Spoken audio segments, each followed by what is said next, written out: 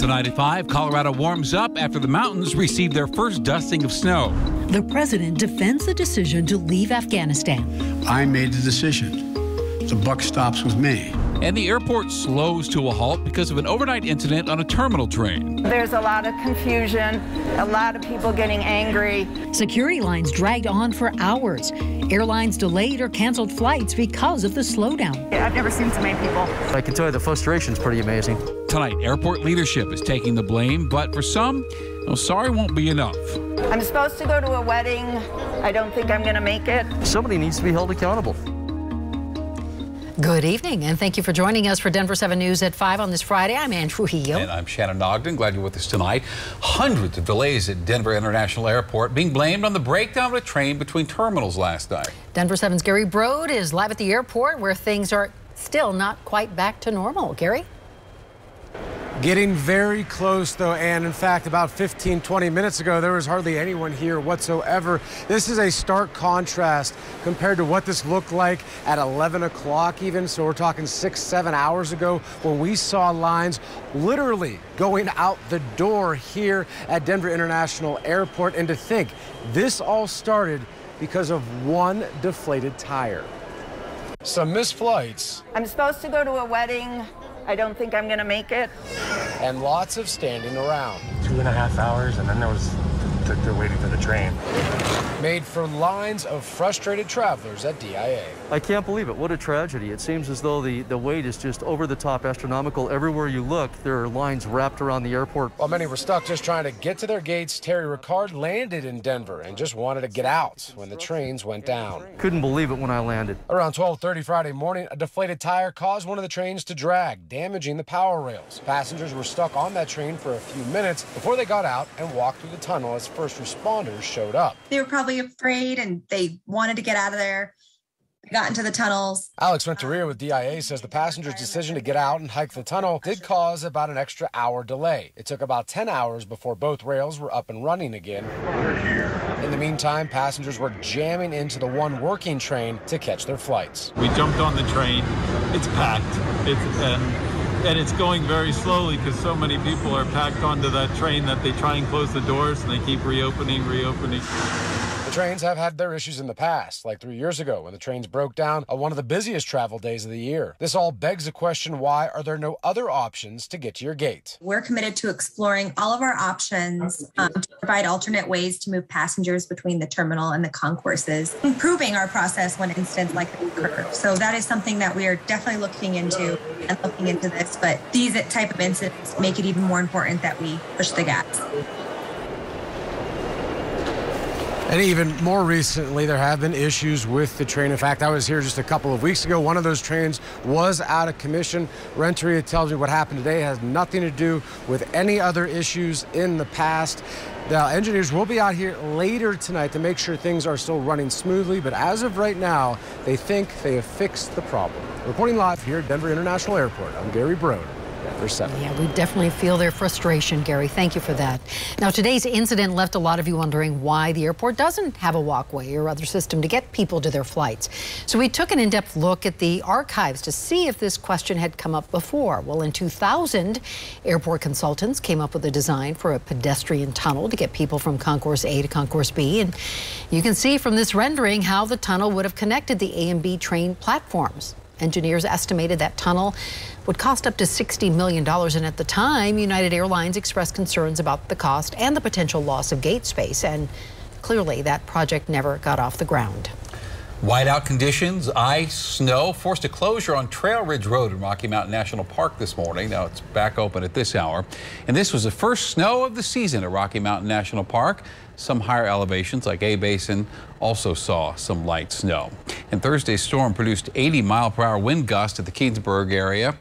Straight line winds knocked over some power lines, and that outage forced Weld Central Middle and high schools to close for the day. In other spots, the rain was what did the damage. Flash floods in Yuma and Phillips counties. One weather station reported 3.2 inches of rain in an hour and more than 8 inches of rain during the storm in total. We're expecting to get things calmer and warmer this weekend. Stacy has details in about 12 minutes. This is one of the largest, most difficult airlifts in history.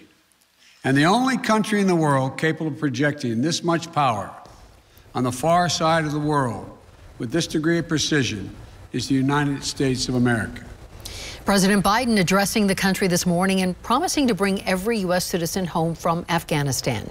But we cannot overstate how dangerous the situation in Kabul is tonight. The Taliban now controls the capital city in the country. U.S. commandos are on the ground tonight, helping people gain access to the airport and making sure flights continue to run in and out of the country. Critics say the chaos is a sign that the U.S. messed up its exit. The president stood by his decision today. We know of no circumstance where American citizens are carrying an American passport or trying to get through to the airport. But we will do whatever needs to be done to see to it they get to the airport. And U.S. reporters outside that airport in Kabul say the president's claims might technically be true, but in reality, it's tough to believe that anybody could use an American passport to push through that crush of people. Taliban fighters are serving as security guards there, and in some cases, they are reportedly firing into crowds or just beating people at random. The Pentagon says about 18,000 people so far have been airlifted out, thousands more waiting for clearance. And today, the president said the U.S. might adjust its timetable for leaving the country. Originally, the goal was to have everybody out by August 31st. And the U.S. has pledged to welcome 10,000 refugees from Afghanistan over the coming days. The first arrivals will be at military bases in Texas and Wisconsin. The Pentagon said Monday there may still be some other sites identified if services or additional capacity are needed. And eventually, many people will wind up working with state or city level groups to find a permanent new home. Colorado has 5 groups that specialize in this kind of work. And today, Governor Polis joined one of those groups to prepare an apartment for refugees leaving Afghanistan. Denver7's Liz Gilardi reports. This is going to be their home. In just a few hours, a refugee family from Afghanistan will move into this Metro Denver apartment. It's stability. We want to make sure people feel safe and have a place to just put some roots down. The International Rescue Committee and a team of volunteers spent the morning setting up, making sure this home is ready for a husband, wife, and their young daughter.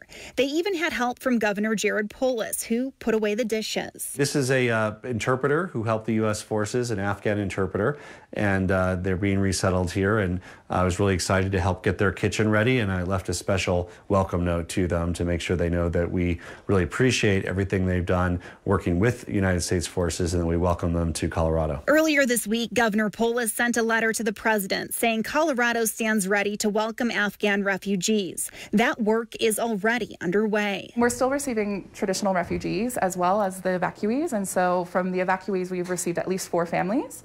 But we're expecting to receive more. The International Rescue Committee is working with those evacuees. Sarah Hanslin says they're being inundated with requests. She's also heard from refugees who are already in Colorado, but still have family members trying to flee Afghanistan. We're trying to do as much as we possibly can to help people, and it's hard to hear your clients say, you know, I have this brother and sister that are there in at that airport, and it's just, you know, we do as much as we possibly can to make sure people are reunited and can see their family again. And Colorado groups are ready to assist those families once they're able to evacuate. This work is about rebuilding people's lives who've gone through tragedy. That work is just beginning to help Afghan families now making their home in Colorado. Liz Gilardi, Denver7. Some improvement in our air quality here across Colorado as we look ahead in our smoke forecast. But will we have severe weather over the weekend? I'll have your forecast coming up. Plus, a lifeline for renters survives a challenge in the courts. And the owners of a Colorado business explain how they've kept it going since 1946. We're kind of the last woman standing.